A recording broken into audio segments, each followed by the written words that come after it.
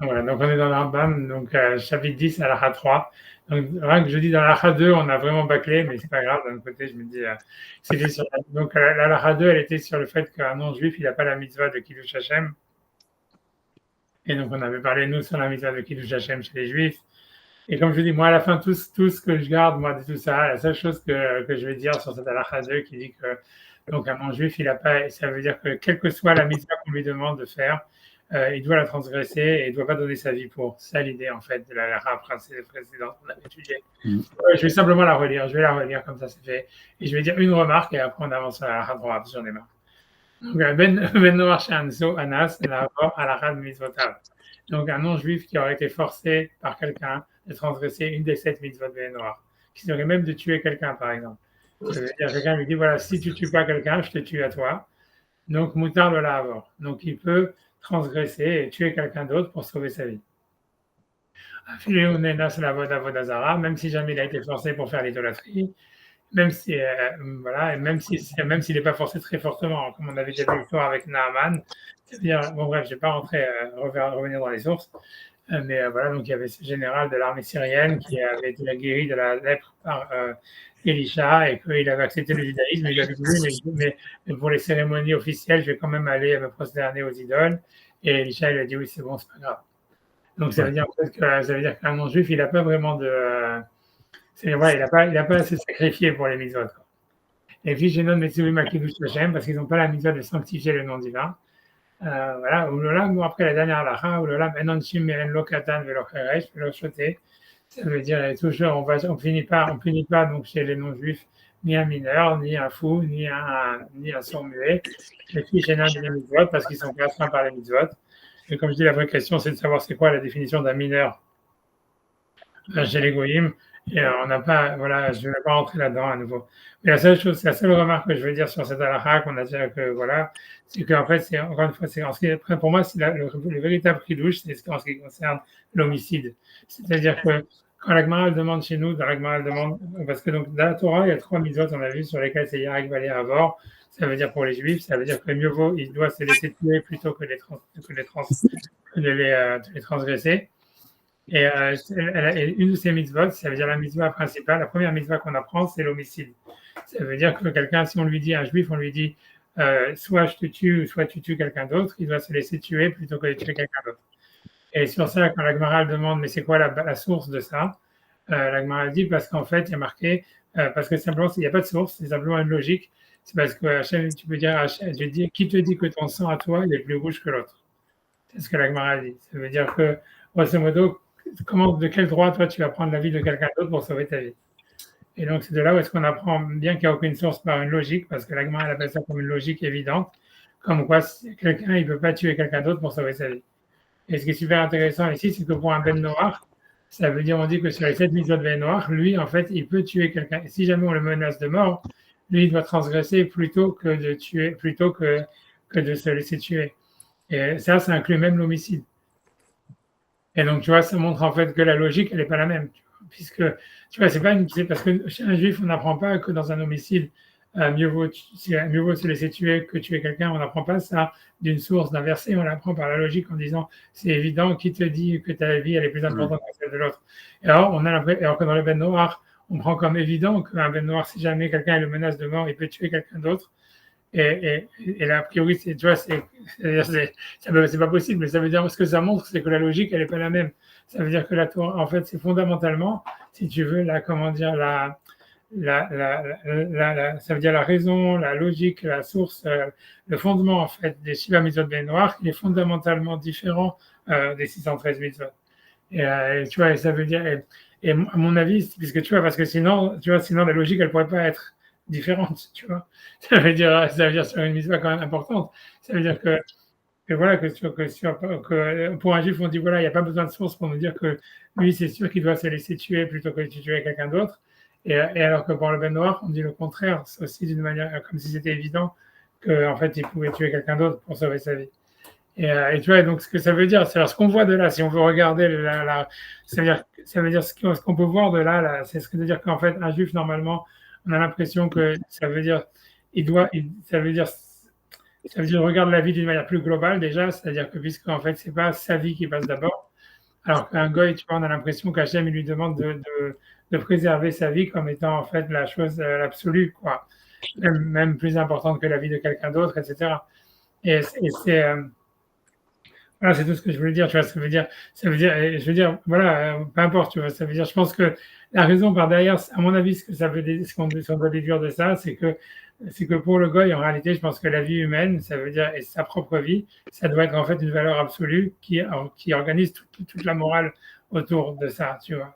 Et alors que dans la, tu vois, tu retrouves ça, comme je dis, on voit la même chose. Par exemple, tu vois, c'est pour la Torah, pour un goy, a priori, l'euthanasie, c'est interdit, c'est criminel, alors que pour un juif, normalement, ça serait quand même interdit rabbinique de tuer quelqu'un qui est en fait Mm. déjà condamné.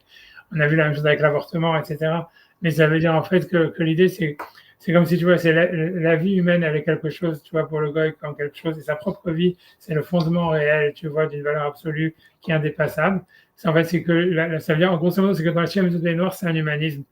Ça veut dire c'est l'humain qui est mis en avant et l'humain a sa propre vie humaine qui est mise en avant par rapport à tout et que tout s'organise autour de ça, de la vie humaine. C'est pour ça que c'est normal qu'en fait un homme, un ben noir, il ne doit pas donner sa vie pour transgresser si on le menace pour faire les mitzvot, quoi. Ça veut dire que c'est normal en fait il doit en fait se laisser, il peut transgresser plutôt que mettre sa vie en danger. Parce qu'en fait, c'est la chemise noire, c'est la vie humaine, c'est une valeur absolue et c'est un humanisme. Alors qu'en fait, si tu veux, dans la Torah, pour les Juifs, c'est pas un humanisme. C'est comme si les Juifs, en réalité, ils n'envisagent pas la morale comme la valeur absolue étant l'humain ou étant la vie humaine, quoi. Ça Mm. serait autre chose, tu vois. Ça serait peut-être plus global, ça serait une relation à l'univers ou une relation au divin ou quelque chose comme ça, tu vois. Mais ça veut dire, en tous les cas, ce que je veux dire, c'est que c'est la philosophie générale n'est pas la même. C'est pas, ce que je veux dire, ce qu'on voit de là, c'est que c'est pas, en fait, ah, voilà, les juifs, ils ont plus de mitzvot que les goyim ou des choses comme ça. On voit, en fait, que c'est carrément, ça veut dire maintenant à quel point et pourquoi c'est comme ça, etc., et comment ça fonctionne, j'en sais rien, mais ça veut dire, ce qu'on voit en tous les cas, c'est que c'est le repère normé, il est pas centré sur le même point, quoi. C'est-à-dire que pour un juif, la Torah elle dit c'est évident qu'un juif il doit plutôt se laisser tuer que de tuer quelqu'un d'autre. Elle dit que dans ça, il n'y a pas de source et que c'est une logique évidente. Et elle dit que pour un goy, c'est la logique évidente, c'est le contraire. Et voilà. Et donc, tu vois, c'est un gros point d'interrogation, honnêtement. Tu vois, parce que le Rambam, tu vois, il dit comment c'est possible, tu vois, c'est-à-dire, est-ce que comment la logique, elle peut être, comme si tu vois, la logique, elle est différente, mais en tous les cas, ça montre que c'est une autre logique. C'est tout ce que je veux dire. Tu vois, tu vois c'est tout. Je vais pas épiloguer sur ça. Tu vois, tu vois, tu vois. Parce que je pense en réalité que si jamais un goy, ce que je veux dire d'autres des idées, mais ce que je veux dire, je pense que si un goy, en fait, il décentre, je ne sais pas comment dire, à la morale de la vie, en fait, il va arriver à faire des catastrophes, tu vois. Je pense que tu vois, Dans quel sens descendre? ça veut dire que si Descendre. jamais, par exemple, si jamais quelqu'un il va dire, en fait, voilà, non, le sens de la morale, ça doit être, je ne sais pas, la liberté. On doit dire, Mm. voilà, Ah, d'accord. ce qui va organiser les lois, c'est la liberté, ou bien ce qui va organiser les lois, j'en sais rien, tu vois, c'est le bonheur, ou n'importe quelle valeur qu'il va choisir. Je pense que tu vois, en réalité, ça amène des catastrophes toujours, tu vois. Ça veut dire, c'est comme si tu vois, ça crée plus de mal que de bien, quoi. Ça veut dire, ça crée, tu vois, Mm. tu vois Mm. bien ce que la liberté, en fait, ça amène, tu vois, ça amène à la fin, tu vois, voilà, justement, maintenant on peut tuer, c'est normal, ou des choses comme ça. Ça veut dire, d'une certaine manière, c'est nécessaire, ça va entièrement toujours pervertir le système qui va créer. Alors que si jamais, en fait, il reste sur le fait de dire non, la vie humaine, ou ma vie d'abord, même, tu vois, la vie humaine avec comme si tu veux, comme primauté de sa propre vie, ensuite la vie des autres, etc., etc. Si quelqu'un, en fait, il fait ça comme étant, en fait, une morale, comme la racine de sa morale, de la morale, en réalité, c'est la seule manière pour un goy, en fait, de ne pas créer un système qui va se pervertir, quoi. J'ai l'impression comme ça. Tu vois, c'est ce que j'ai l'impression, tu vois. Voilà. Et voilà. Tu vois, pour moi, c'est l'idée même de Noir, tu vois. Quand on dit que Noir, ça dit que lui avait dans Dave, ça veut dire que voilà, lui, tout ce qu'il devait faire, c'est la mitzvah qu'il avait, c'était de préserver sa vie, de préserver sa famille, de préserver ensuite, tu vois, les animaux, etc. Mais c'est toujours, tu vois, c'est sauver sa vie d'abord, tu vois. Et en fait, c'est à partir de ça qu'il sauve le monde. Mais que si jamais il avait mis, je vais sauver les autres d'abord, tu vois, je vais sauver, j'en sais rien, ça aurait été en fait quelque chose qui aurait été aussi une perversion. Un peu comme tu vois, comme le communisme ou tout ça, tu vois. Tu vois ce que je veux dire, c'est que à chaque fois que les goïms, ils ont essayé d'aller vers un idéal qui n'était pas eux, tu vois, en fait, ça a toujours donné des catastrophes. Mm.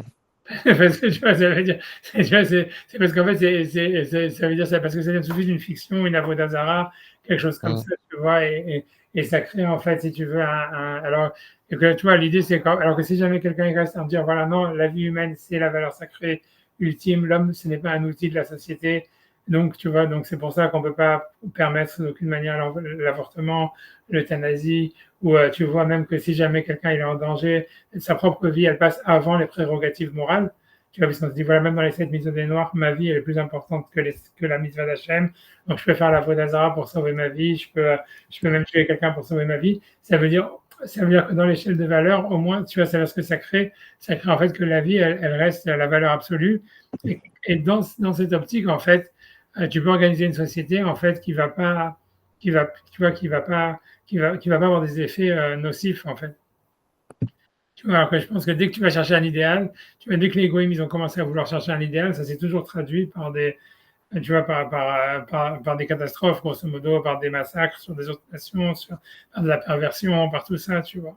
Comme je dis, que tu vois avec le capitalisme, que tu vois avec le communisme, que tu vois avec tout, à chaque fois que, si tu veux, voilà, qu'ils ont cherché en fait à se réaliser à travers un idéal, ça s'est toujours mal terminé, quoi. C'est tout ce que je voulais dire. Et tu vois, Noir, par exemple, tu vois, il cherche pas un idéal, il cherche pas, il dit pas, je vais sauver l'humanité parce que blablabla. Il dit non, tu vois, parce qu'il y a un déluge qui arrive, ok, donc je vais sauver. Hachem, il m'a dit de me sauver moi, de sauver ma famille, de sauver les animaux, machin, blablabla. Et c'est tout, tu vois, ça veut dire c'est la préservation qui est en fait de la valeur absolue et qui permet à être noir d'être un héros, si tu veux. Tu vois, que si jamais il avait commencé à dire non, mais je veux créer une nouvelle société plus juste et tout ça, ça, tu vois, ça aurait été sûrement une catastrophe, tu vois, comme les autres sociétés plus justes, quoi. Ce que je veux dire, tu vois, d'une manière plus générale, après j'arrête après ça, mais c'est ce que je vois d'une manière plus simple, c'est que je pense au fond, tu vois, que le poison que le judaïsme il a inoculé à la société occidentale, c'est le messianisme.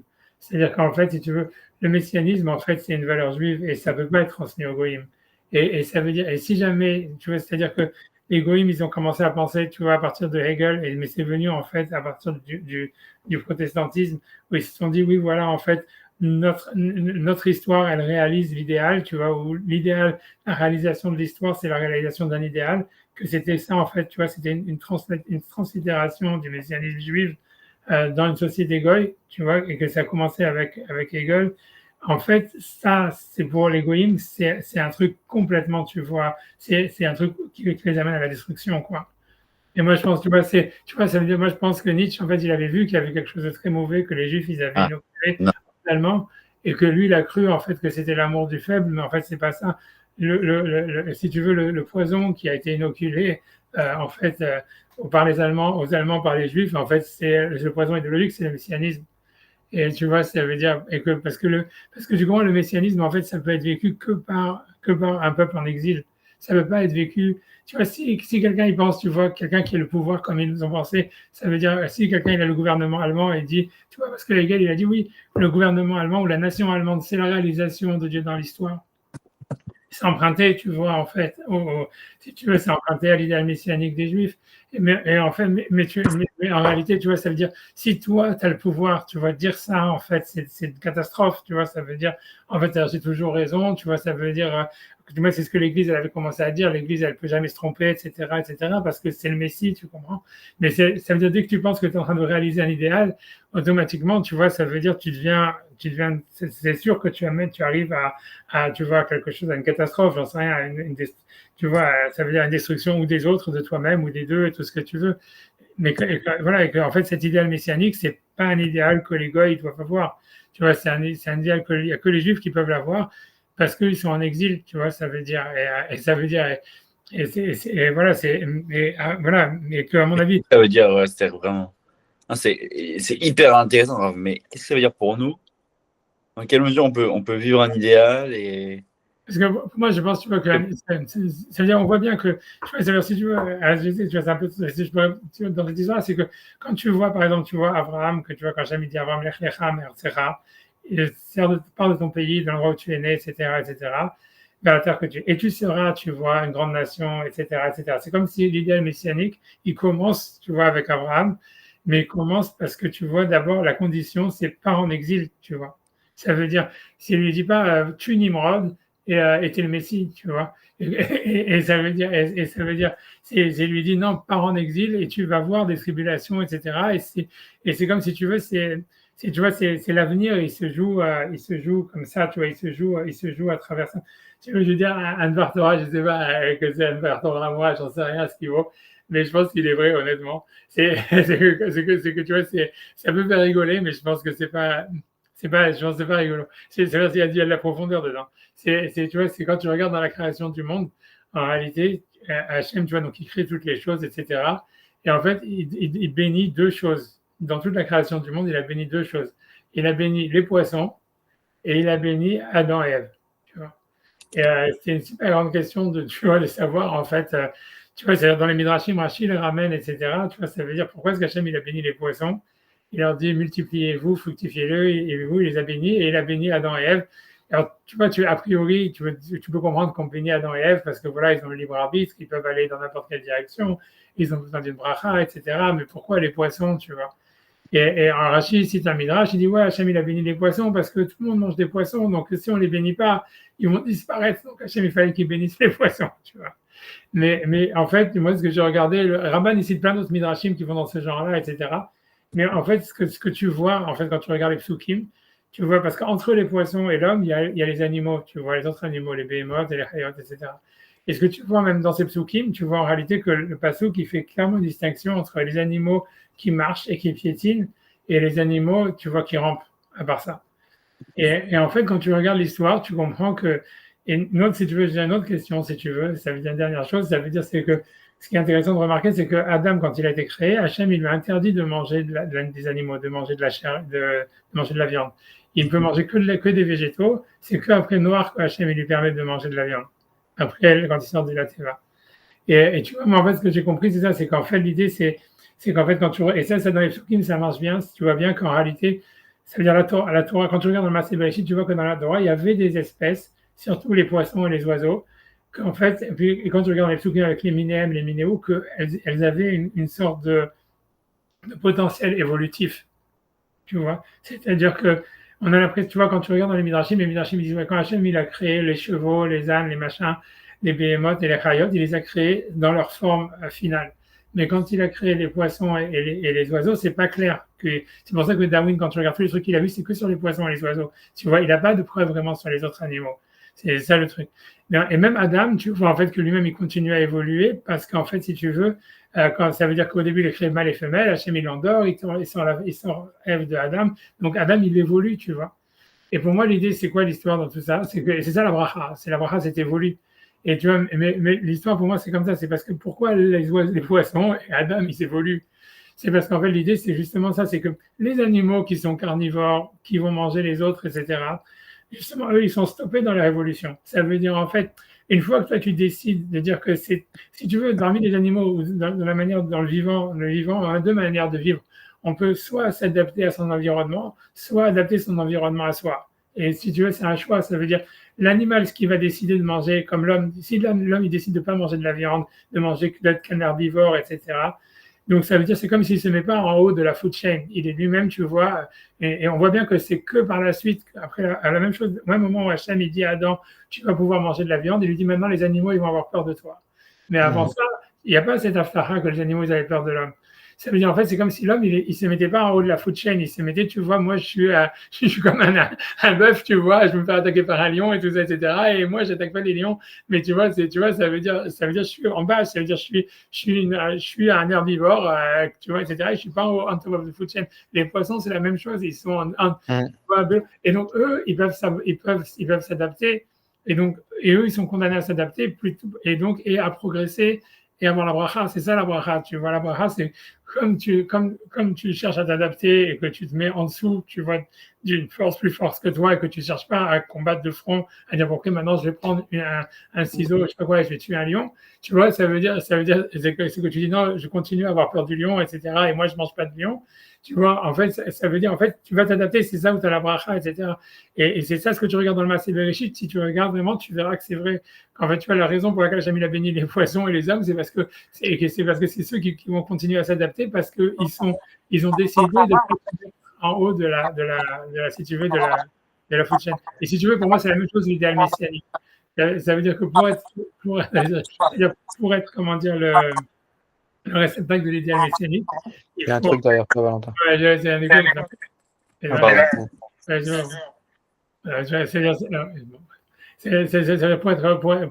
dire pour être le réceptacle de l'idéal messianique, en fait, il faut ne pas se mettre en top of the food chain. Tu vois, moi, l'idéal messianique, ça veut dire c'est un devenir, tu vois, c'est une évolution vers quelque chose de mieux. Mais ça, ça veut dire pour accepter, ça veut dire pour être le véhicule de ça, il faut accepter, si tu veux, de vouloir s'adapter aux situations, que c'est ça l'exil, tu vois, ça veut dire à s'adapter, tu vois, ça veut dire s'adapter à une situation comme Jacob il a fait avec Esav en disant voilà que toi tu passes avant moi, etc., qui se prosterne devant lui, etc. Ça veut dire c'est que comme ça que tu peux progresser. Si tu dis non, moi je prends de front, etc., je veux dire c'est moi qui prends le pouvoir. C'est ça que quand les Allemands, tu comprends l'histoire, c'est quand les Allemands ou l'Église après avoir pris le pouvoir ils disent voilà nous on est la réalisation de Dieu dans le monde. Eh ben, tu comprends bien que c'est complètement débile. Tu vois, ça veut dire c'est le contraire de l'idéal messianique. Ça veut dire simplement quoi? Ça veut dire voilà, maintenant je peux écraser tout le monde et je vais et tu vois je me remets jamais en question et tout va très bien et c'est le début de la décadence. Tu vois, c'est clair. Tu vois, ça veut dire l'idéal messianique, il peut être vécu que pour quelqu'un qui justement accepte de ne pas avoir le pouvoir, comme Abraham quand il dit voilà, il part de chez lui, il va en exil, il est toujours, tu vois, il est nomade et tout ça. C'est ce que même Hachem dit à Yitzhak de rester en Israël, mais en tant que étranger, etc. Mais ça veut dire, voilà, c'est tout ce que je voulais dire. Mais à mon avis, cette idée-là, tu vois, c'est ça l'histoire de la bracha dans le peuple d'Israël, c'est parce que comme tu vois, ça veut dire on se met comme étant en dessous. Ça veut dire voilà, on n'est pas en top of the food chain, alors on s'adapte. Donc on est le véhicule de la bracha, puisque la bracha elle est dans l'adaptation. On est capable de changer, de progresser, tu vois. Et, tu vois, c'est pour ça que tu vois bien, tu vois très ça, tu vois tous les super gros riches et tout ça, c'est tous des gros imbéciles, parce que tu vois, ça veut dire ils ont toujours eu ce qu'ils voulaient, etc. Donc ils s'adaptent jamais, donc en fait ils ont des personnalités très, voilà, je sais pas quoi dire, tu vois. Mais ça veut dire, ouais, mais voilà, mais c'est tout. Mais je pense que c'est lié à cette histoire-là, de dire que un goy, en fait, il doit, d'une certaine manière, ici, il doit refuser à l'idéal, il doit se refuser l'idéal messianique, et donc ne pas chercher, tu vois, donc je pense que pour un juif, quand on dit voilà, un juif il est chayav de Kiddush Hashem, ça veut dire qu'il doit donner sa vie pour les mitzvot. Ça veut dire qu'en fait, si tu veux, il vit pour un idéal qui est au-dessus de lui. Mais lui, un juif, il peut se permettre ça, si tu veux, c'est une sorte de luxe, parce que en fait, c'est une manière d'être où tu te dis, ok, je vais m'adapter, ça veut dire j'accepte, tu vois, ce qui est autour de moi, j'accepte les mitzvot d'Hachem, j'accepte aussi la situation dans laquelle je suis mes amis, je vais m'adapter dedans, etc. Tu vois, je vais voir comment, tu vois, ça veut dire voilà, je vais progresser à travers ça ou quelque chose comme ça. Tu vois, mais c'est un goy, il peut pas se mettre dans cette situation-là. Ça veut dire, donc lui, il doit se mettre au centre et dire, ça veut dire ne pas chercher à dire, je vais réaliser un idéal. Donc ton idéal, c'est ta vie au présent, tu vois, ça veut dire, et ça veut dire, c'est pour ça que ton idéal, ta vie, elle passe dans toutes les mitzvot d'Hachem, quelle que soit ta relation à la spiritualité. Si tu dis que tu décides de mourir pour Hachem, en fait, tu te mens à toi-même ou tu es plutôt en train de corrompre même, tu vois, le but de ta vie. Tu vois, parce qu'Hachem, il t'a donné la vie pour que tu vives. Tu fais pas partie d'un idéal historique qui doit s'accomplir. Si tu veux, toi, tu es une utopie réalisée au présent. Si tu veux, tu es l'œuvre d'Hachem en tant qu'être vivant au présent, comme tel qu'Hachem il a voulu. Toi, tu dois faire maintenant le mieux que tu veux par rapport à ça. C'est ça ton but. C'est pas plus, tu vois. Si tu commences à dire non, mais je vais donner ma vie pour ne pas me prosterner à une idole, ou je vais donner ma vie même pour ne pas tuer quelqu'un d'autre, c'est déjà, tu vois, une perversion, en fait, du fait que de l'acceptation que tu es humain, quoi. Et pour un goy, c'est mauvais, ça veut dire il n'a pas dépassé ça, tu vois, puisqu'en fait, tu vois, il a décidé d'être on top of the food chain. Tu commences, c'est ça l'histoire. Je pense comme ça, tu vois, moi, c'est ça ce que j'aurais dit. Mais tu vois, tu as beaucoup de quoi parler, tu vois, tu vois, ouais, tu vois, c'est des choses à réfléchir. C'est pour ça qu'en fait, Israël, maintenant, ils ont un problème de dire comment on va réaliser l'idéal messianique alors qu'on a notre pays, etc. C'est ça le problème, tu vois, c'est parce que, en fait, l'idéal messianique, c'est par essence un idéal, tu vois, qui vient de la contrainte, de l'adaptation, etc. C'est sûr qu'en fait, il y a une réalisation à la fin où Israël va trouver sa place et même, tu vois, ça veut dire retrouver sa couronne, comme on dit, mais ça veut dire, voilà, mais je pense que c'est quelque chose qui vient, tu vois, c'est pour ça qu'en fait, ça doit venir d'Hachem. C'est pour ça que, tu vois, il y avait un truc de ne pas chercher à ce que ça advienne. Parce que, tu vois, c'est justement, plus tu vas chercher à ce que ça advienne, le moins tu te mets dans la, comment dire, dans la continuité de ce que ça arrive, quoi, puisque ça arrive parce que tu acceptes la contrainte, tu vois, et que tu cherches pas le pouvoir, tu vois. Tu deviens l'idéal messianique parce que tu progresses, parce que tu t'adaptes à une contrainte. Dès le moment où tu vas dire non, mais c'est moi maintenant qui va fixer les règles du jeu, tu peux plus être la réalisation de l'idéal messianique. Tu vois ce que je veux dire? C'est ça le. Ouais, tu vois vraiment ça. Tu vois, whatever it is, ça va Ce peut-être. qui est expliqué, c'est pourquoi il y a deux pôles dans le. Non, mais c'est le problème fondamental. Pourquoi il y a les juifs, quoi. Ouais, c'est parce que tu vois, ça c'est un peu, tu peux prendre, tu vois ce que je veux dire. Moi, à mon avis, tu vois, c'est un peu, tu vois, l'étoile de la rédemption de Rosenzweig, tu vois, quand il disait oui, en fait, sauf que tu vois, il faut inverser tout ce qu'il a dit, tu vois. Ça veut dire, je pense qu'il a raison de dire, tu vois, que c'est comme quand il dit oui, le christianisme, c'est la réalisation, c'est deux aspects d'une vérité, une qui est dans l'histoire et une qui est hors histoire. Et lui, il dit, ceux qui sont hors histoire, c'est le judaïsme, tu vois, parce qu'ils sont restés fixés déjà sur l'éternité ou sur la conclusion depuis le début.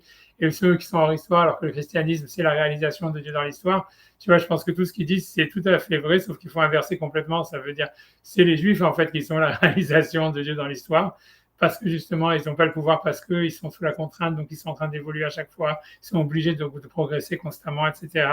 Et alors que, tu vois, si tu veux, le christianisme, c'est en fait, si c'est un véritable christianisme, ça veut dire, c'est en fait, c'est hors histoire, c'est de dire, voilà, non, c'est dans le présent, c'est Dieu au présent, tu vois.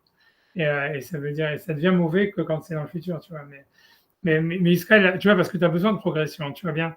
Ce que je veux dire, même, tu vois, même si tu regardes même, tu vois, ça veut dire cette ambivalence dans la création qu'il faut les deux.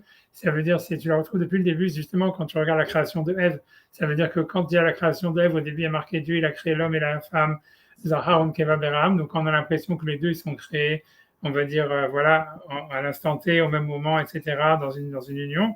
Il y a deux individus. Et ensuite, tu vois, quand on reparle de la création de l'homme, de Ève, il y a une deuxième version où Adam, il s'endort et Hachem, il crée Ève à partir de Adam, tu vois. Et ça veut dire, c'est contradictoire, mais l'idée pour moi, c'est ça, c'est la même chose. Ça veut dire, grosso modo, ça veut dire, en fait, il y a une relation au divin qui est, en fait, si tu veux, Zahar Keva, si tu veux, ça serait la relation, si tu veux, de la spiritualité et de la matérialité ensemble, tu vois, qui est en fait harmonieuse et qui, en fait, qui doit être vécue au présent, sans l'attente, tu vois, une relation d'une réalisation future. Mais il y a aussi, tu vois, une relation au divin qui est dans la progression et qui est, tu vois, dans le fait, tu vois, voilà, non, l'homme, il continue à se transformer. Voilà, il y a l'homme, on va prendre la femme de l'homme, etc. Où c'est comme s'il y a des étapes dans une évolution.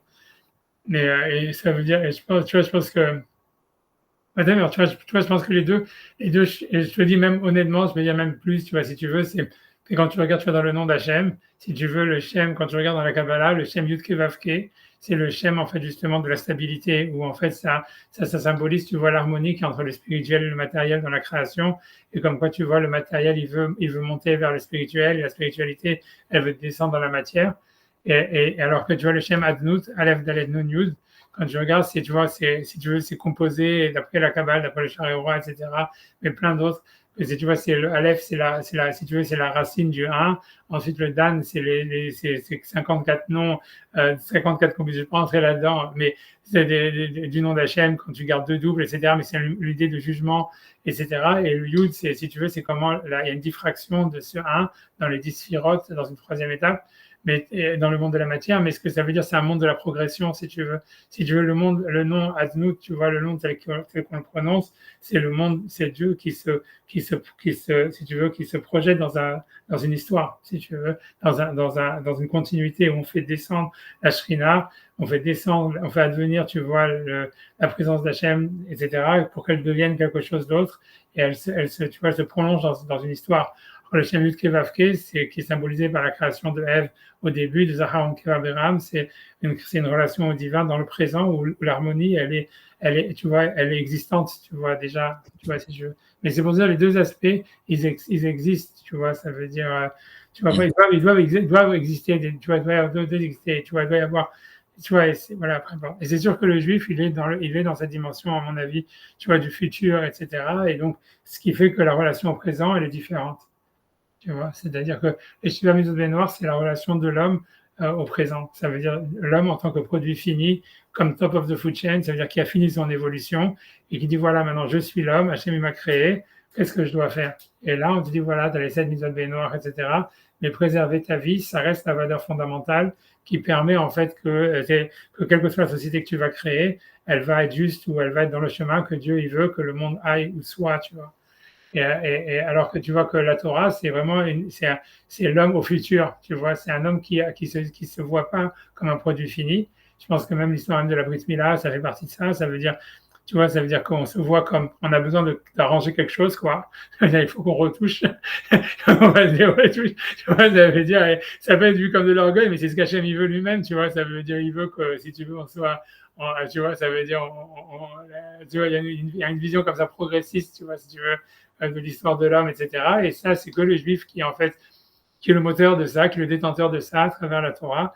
Et ça crée un rapport, si tu veux, justement au présent, de biais qui est pas, c'est pas qu'on est déconnecté du réel, mais en fait, comme on n'est pas dans le présent, en fait, on est un peu hors sol et on est dans une vision, tu vois, donc tout le système même de la logique la plus simple que est-ce que je dois tuer quelqu'un plutôt que de me laisser tuer, ça s'inverse, quoi.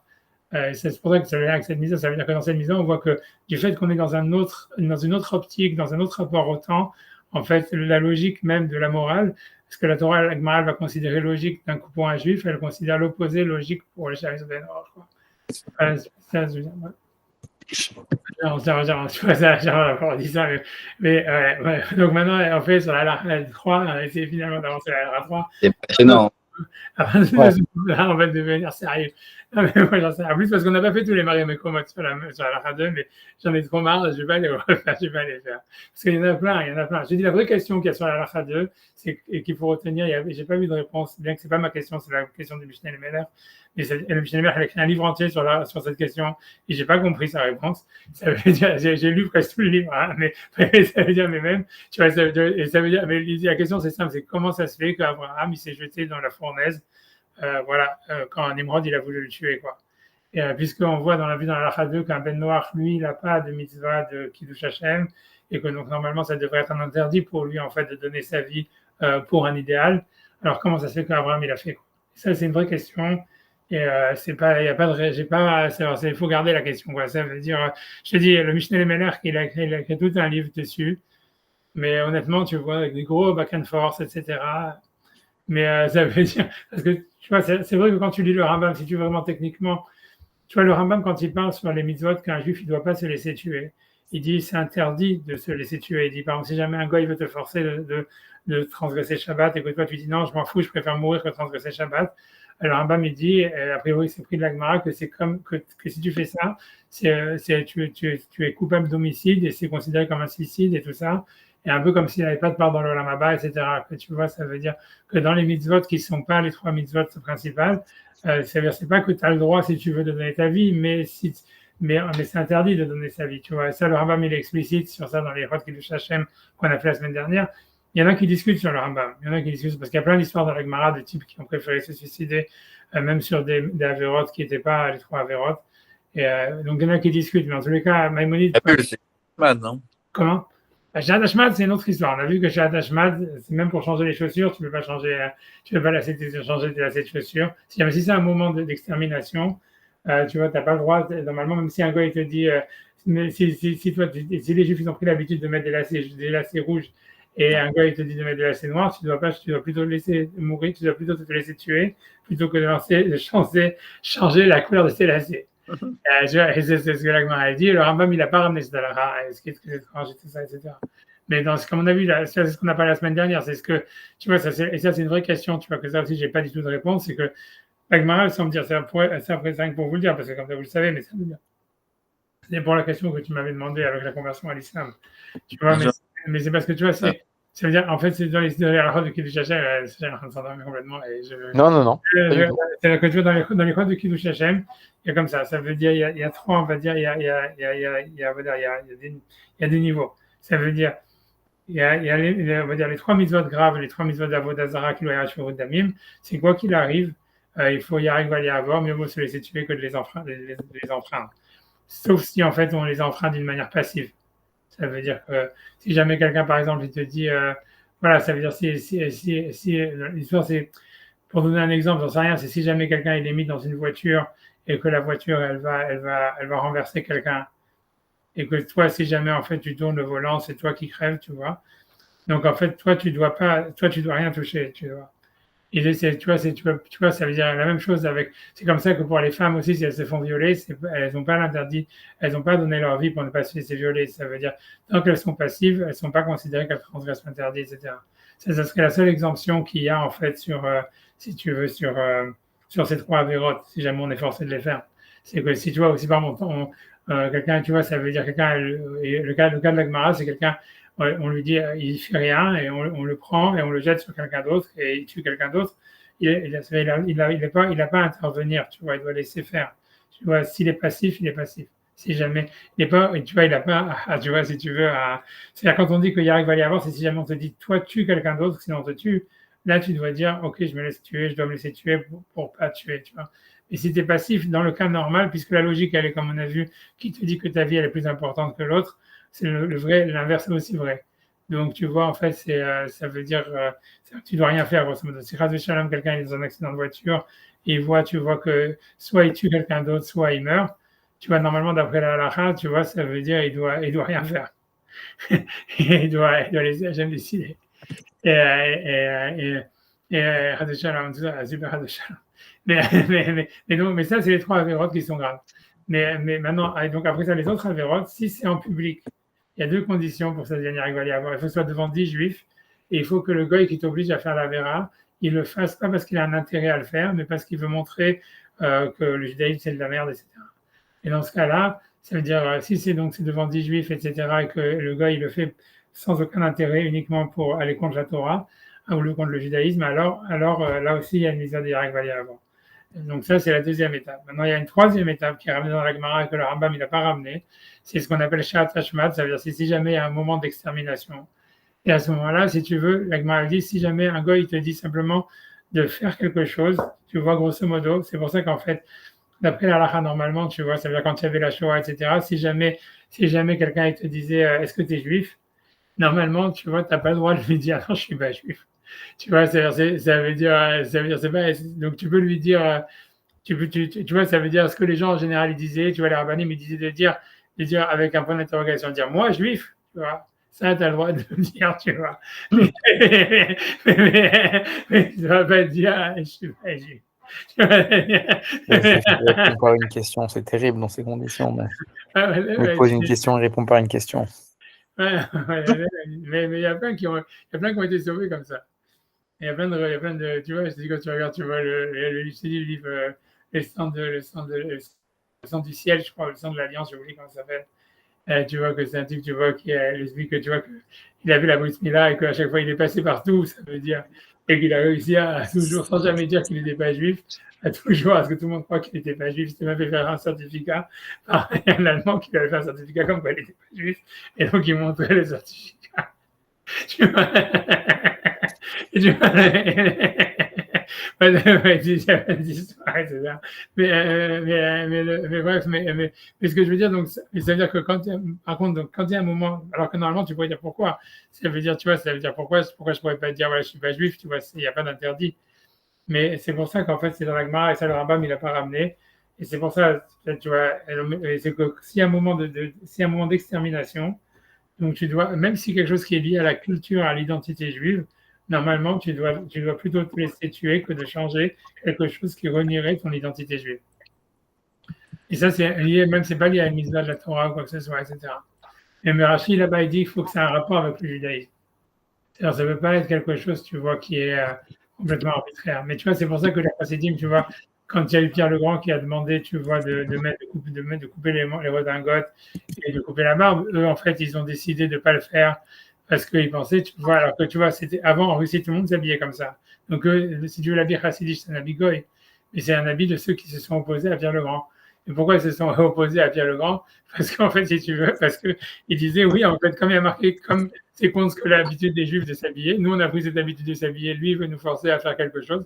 Il y a marqué, en fait, il y a marqué que dans la Gemara, que même si jamais quelqu'un, en fait, même quand c'est un moment d'un décret, et le mot décret, la Gemara chez nous, elle dit Shmad, elle dit Shmad, ça veut dire extermination, mais en réalité, quand tu regardes dans la Gemara, il y a marqué Xéra, il y a marqué décret.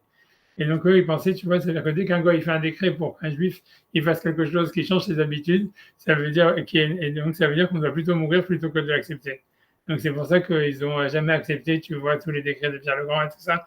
Et qu'il y en a qui sont morts, et ils se sont réfugiés, et tout ça, etc., rien que pour pas couper les manteaux et pas couper la barbe. Parce que le décret était contre les juifs, c'était. Non. Non, tu vois, c'est ça l'histoire, c'est ça le point. C'est parce que c'est pas clair dans la Gemara. Alors, Rambam, il a carrément laissé tomber tout ça. Et la question, elle est surtout de savoir d'où est-ce que ça sort, cette halakha. Tu vois, ça, c'est la vraie question que tu vois qu'il faut se demander. C'est d'où est-ce que la Gemara, elle sort ça? Ça veut dire, ce qu'on voit de cette histoire-là, ça veut dire que l'identité juive, elle a une valeur intrinsèque au point où un homme, il pourrait donner sa vie pour ça, indépendamment de la Torah. Tu vois, c'est ça ce que ça veut dire. Ça veut dire, ça veut dire, s'il n'y a rien à voir avec la Torah, rien à voir avec les mitzvot, rien à voir. Et normalement, et c'est un grand chidouche parce que tu vois, on te dit, voilà, pour toutes les mitzvot, on te dit non, il faut mieux transgresser que de mourir, etc. Alors que là, en fait, c'est même pas une mitzvah, c'est juste qu'on te demande, tu vois, de renier ton identité juive, sans aucune mitzvah, puisque c'est juste, Rachid dit, tu vois, comment changer la couleur des chaussures. Tu vois, on a fait la Gemara, je pense, la semaine dernière. Je sais pas si on peut la refaire 2 secondes, mais. Non, bien sûr, on s'en souvient très bien avant moi. Tu vois, mais voilà, donc malgré tout, on te dit que Dieu a donné ta vie pour ça. Et ça, la question, c'est quoi la source, tu vois, alachiquement parlant, comment ça peut se défendre, tu vois, et personne ne parle. Comme je dis, moi, une fois, j'avais fait de la recherche dessus, parce que justement, il y avait l'histoire avec la conversion à l'islam, parce qu'il m'avait demandé c'est dans le livre, il y a l'article de l'éclaireur sur la conversion à l'islam, parce que Shabbat Tzvi pensait que tous les followers de Shabbat Tzvi sont convertis à l'islam, parce que, en fait, il n'y a pas d'interdit, il n'y a pas de contre-indication entre l'islam et la Torah, quoi. Donc, en fait, ça veut dire, puisque c'est pas de la Vodazara, etc., donc au niveau halachique, il n'y a aucun interdit de se convertir à l'islam. Si tu fais l'islam en plus des mitzvot, tu vois, ça veut dire que tu fais 8 filotes par jour, et tu fais tout ça. Ça veut dire, si tu veux faire les deux ensemble, tu peux, en fait, tu vois ce que je veux dire. Et c'est ça, les followers de Shabbat Tzvi, c'est ce qu'ils ont fait, tu vois. Tu faisais les deux ensemble. Ceux qui suivaient Shabbat Tzvi, quand Shabbat Tzvi s'est converti. Ah ouais. Ouais, ils faisaient les deux ensemble. Ça veut dire qu'ils faisaient et l'islam et le judaïsme mélangés ensemble. Ah ouais, je savais. Ah, pas du tout. Oui, c'est ça, parce qu'à l'arrêtement parlant, il n'y a pas d'interdit. Ça veut dire, c'est pour ça que tous les rabbinim ne savaient pas comment dire que c'était pas bien. Parce qu'en fait, si tu veux, tu peux pas trouver une raison pourquoi ça serait interdit de se convertir à l'islam, ou la plus forte raison pourquoi mourir plutôt que de se convertir à l'islam.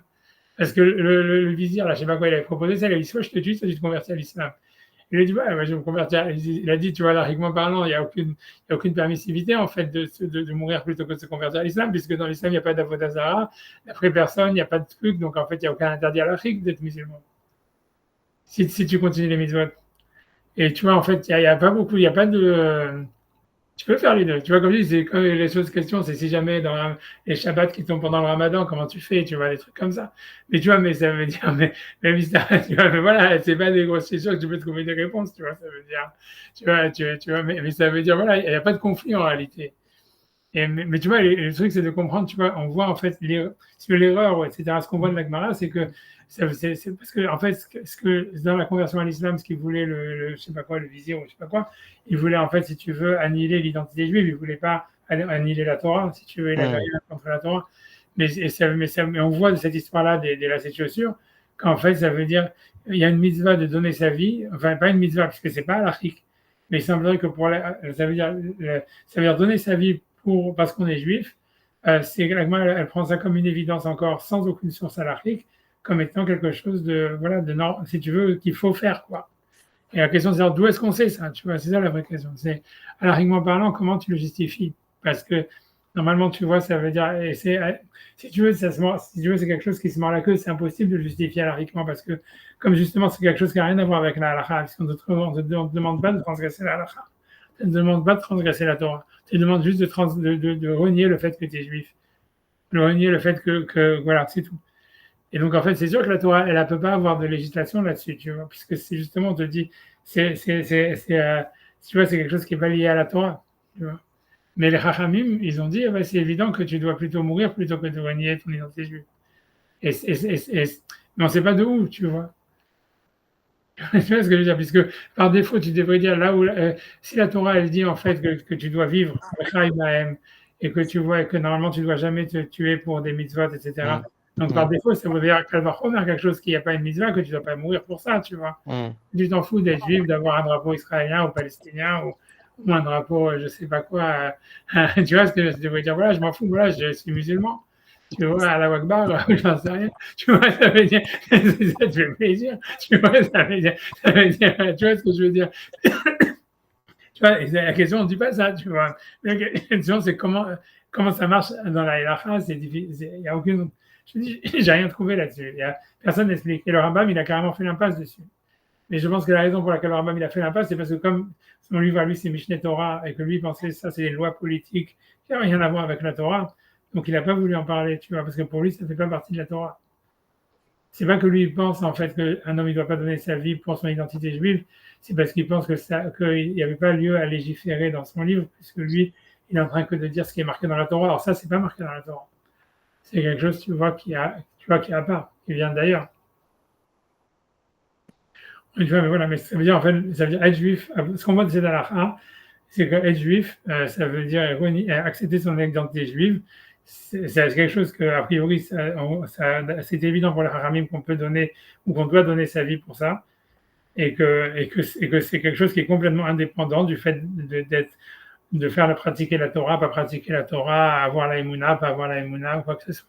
Ça veut dire, on voit que si tu veux, le concept, il existe dans tous les cas dans la Gemara, etc. Et c'est presque une évidence. Et a priori, tous les juifs, ils ont vécu ça pendant des siècles, etc. Voilà, maintenant la question, c'est comment c'est possible, qu'est-ce que ça veut dire? Ça, je ne sais pas, tu vois. Parce que tu vois, a priori, ça ne devrait pas avoir de sens d'être juif si tu n'as pas la Torah. Mais on voit que si, tu vois. Ouais, ça s'est bien vu avec Hitler, tu vois. Ça veut dire, tu vois que Hitler, il disait pas, je vais tuer que les juifs pratiquants, ou je vais tuer que même un type qui était converti au christianisme depuis 3 générations, il le tuait quand même, tu vois. Donc ça veut dire, on voit bien que, c'est-à-dire, tu peux pas porter une preuve de l'antisémitisme, mais c'est quand même une preuve, tu vois. Ça veut dire, que tu vois bien qu'en fait, ça veut dire que, ça veut dire, il y a quelque chose, je sais pas quoi, tu vois, qui a une valeur absolue aussi, tu vois, dans le fait d'être juif, indépendamment si tu crois en Dieu, tu crois pas en Dieu, tu pratiques la Torah, tu pratiques pas la Torah, t'es juif, c'est quelque chose en fait qui est plus important que ta vie en fait, tu vois. Maintenant, comment ça se fait, j'en sais rien, tu vois. C'est mystérieux. Tu vois, et même la Torah peut t'expliquer, tu vois, c'est ça l'histoire. Tu vois, c'est tout ce que je veux te dire. Voilà. Non, parce que la notion de peuple, elle est antécédente au don de la Torah. Ouais, mais tu vois, on n'a pas besoin, tu vois, d'un peuple pour faire la Torah. Tu vois, je veux dire, tu vois, je veux dire, voilà, c'est pourquoi tu aurais besoin d'un peuple, pourquoi tu aurais besoin d'une nation, pourquoi, tu vois, le Rambam lui-même, à chaque fois, il est super, comment dire, tu vois bien que le Rambam, dans le Guide des Égarés, etc., pour lui, il considère que c'était une, comment dire, je sais pas comment dire, une chute, ça veut dire une catastrophe, le fait que la Torah, ça a été donné à un peuple et que c'est devenu une religion pour la masse, tu vois. Pour lui, tu vois bien qu'Abraham, tu vois, le Rambam, lui, dans son idée, mais ça fait sens, tu vois, c'est pour lui, la relation au divin, c'est une relation de l'homme à Dieu, tu vois, donc c'est une relation individuelle, si tu veux, et pour lui, tu vois, les Avot, c'était ça, Abraham, Yitzhak, Yaakov, jusqu'à Moshe, c'était comme ça, donc là, il n'y avait pas de loi absolue, pour lui, tu vois, ça veut dire, c'est simplement, voilà, et tu peux avoir la prophétie, grâce à, en fait, si tu veux, à peut-être la méditation, peu importe comment etc. Mais ça veut dire, mais pour lui, c'est ça, on va dire, la Torah, le judaïsme, quoi. Et pour lui, il pense que si Hachem, il a donné la Torah, il a eu besoin d'un peuple et tout ça, c'est comme si c'était un pis-aller, parce qu'il a vu que, en fait, pour qu'il y ait une élite de prophètes tu vois, qui sortent du peuple, il faut bien qu'il y ait une masse, tu vois, de nuls, tu vois, qui soit la source de cette souche, tu vois. Ça veut dire que l'idée, c'est que, tu vois, il faut une souche pour qu'il y ait quelque chose qui pousse, quoi. Ça veut dire, et quand il a vu que les Juifs, ils étaient partis en Égypte et qu'ils étaient complètement assimilés, donc il a dit, tu vois, il a dit, si je structure pas une nation avec des lois super rigides et avec un temple, etc., jamais j'aurai des individus qui vont avoir une relation au divin. Tu vois, c'est ça l'idée, grosso modo. Maïmonide, tu vois, c'est que la religion en tant que phénomène de masse et tout ça, identitaire et tout ça, tu vois, c'est juste je ne sais pas comment dire, c'est un moyen pour avoir en fait une élite qui se dégage, qui peut produire des prophètes qui ont une véritable relation avec Dieu, quoi. Tu vois ce que je veux dire? C'est parce que si jamais tu n'as pas de souche, tu ne peux pas avoir pour lui, c'est ça le but. Pour lui, c'est qu'un pis-aller, tu vois. C'est pour ça qu'à chaque fois, il dit la Torah, elle a parlé pour les Bnei Adam. C'est pour ça que la Torah, elle parle de la corporalité de Dieu, etc. C'est parce, grosso modo, tu parles à des imbéciles. Et en fait, voilà, mais il faut. Donc, tout ça, en fait, c'est pour les imbéciles. Et on a besoin des imbéciles parce que si jamais on n'a pas eux, tu vois, ça veut dire on n'aura jamais rien, tu vois, qui va sortir. Tu vois, c'est ça l'idée, tu vois.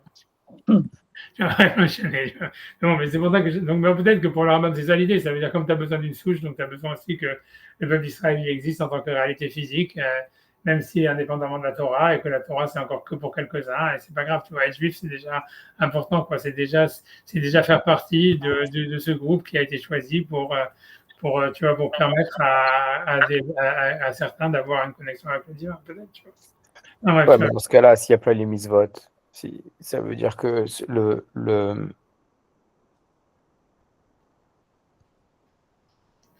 converti, il n'a pas accès. Ah, tu vois, alors c'est une autre histoire, justement, parce que tu vois, on est en train de faire, c'est la transition pour le compte après, pour la rade après. Allez, j'en profite, voilà. La rade après. Tu vois, tu vois, Hazak, c'est sûr Comment on dit le converti? Déjà, j'ai oublié, je cherchais le mot, mais je fais tout. Ça, il a dû travailler dans la télévision, il est trop. Tu vois, mais c'est vrai. C'est le converti, le guerre. Guerre. Voilà. Donc, c'est la juste après. Donc, au moins, je la lis. Après, même si après, je ne sais pas qu'est-ce qui se passe avec l'autre. On lit au moins comme ça, on a commencé. La semaine prochaine, tout ça. Donc, ça parle de conversion. Et en fait, ici, dans cette même très intéressant, il va parler sur la non, si tu veux, comme quoi la conversion, elle n'est pas rétractable. Je ne sais pas comment dire. Elle est pas, elle est non, une fois qu'un individu est converti, non réversible. Elle n'est pas réversible. La non-réversibilité de la conversion. Et en fait, on va voir, en fait, c'est pas si évident que ça en réalité. Moi, ça veut dire, voilà, donc on va voir. C'est le cas, donc, dit Ben Noir, donc on fait cette halakha, après, Vous êtes déjà en retard, là. J'ai déjà en retard, mais ça dépend, en fait, je suis en retard par rapport à l'autre, tu vois, tout est relatif. Ouais, il va dire, je suis prêt, là, j'ai dit 5 minutes, j'ai dit 5 minutes. 2 secondes. Voilà, 5 minutes, c'est bon. Ouais, donc Ben Noir chez Nidgayer, je vais quand même le lire. Ben Noir chez Nidgayer, ou Mal Betaval, donc un Ben Noir, donc un non-juif qui s'est converti et qui a fait la Brit Mila et qui est parti au Mikveh. Il ne parle pas du Bedin d'ailleurs, entre parenthèses ici, peu importe, on ne va pas rentrer là-dedans pour l'instant. En tout cas, et ensuite il dit voilà, j'ai changé d'avis, je veux redevenir à être un Ben Noir. Il veut garder les 7 mitzvot de Ben Noir, mais il veut renverser ça, il veut réversibiliser sa conversion, quoi. Il veut faire marche arrière. Donc, donc il veut revenir, il change d'avis d'aller d'après Hachem, il Gertoshav, Vilvan. Il veut revenir à son statut antérieur d'être Gertoshav, de faire les 7 mitzvot de Noir, Keshayami Kodem, comme il était avant. Alors, En Shomimlo, on ne l'écoute pas. Mais, ok, je traduis les mots après. Et là, il est qu'Israël et Davar, mais simplement, il est forcé de rester comme un juif pour tout. Ou Yaeg, ou bien on le tue. Tu vois.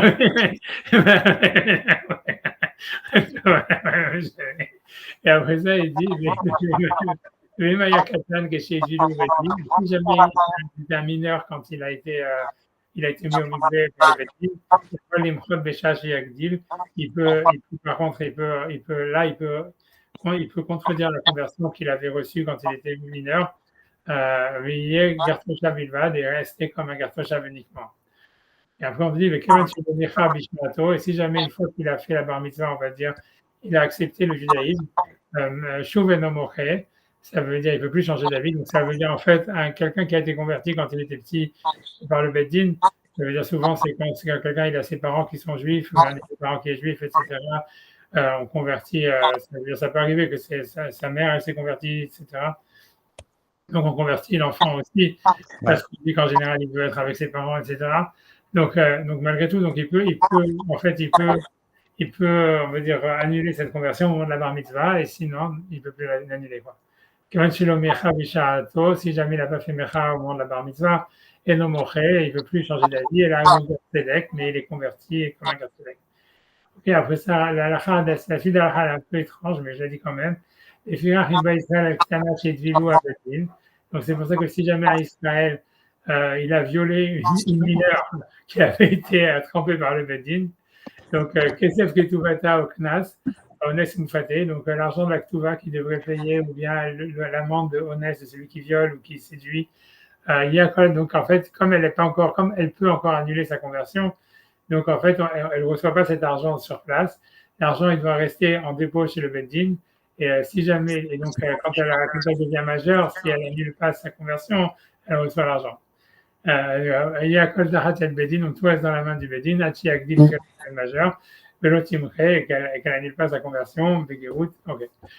Pourquoi? Parce que sinon, Shema Titol Vetagdil, parce qu'on a peur que sinon, si elle reçoit le paiement, elle va recevoir le paiement et après elle va annuler sa conversion et elle va prendre l'argent quand elle va faire de l'extra, elle va utiliser son argent en tant que Goya, mais Tinsa, Nimsen, Zochelet, Begeyuta, et il se trouve donc qu'elle va utiliser de l'argent en étant non-juive.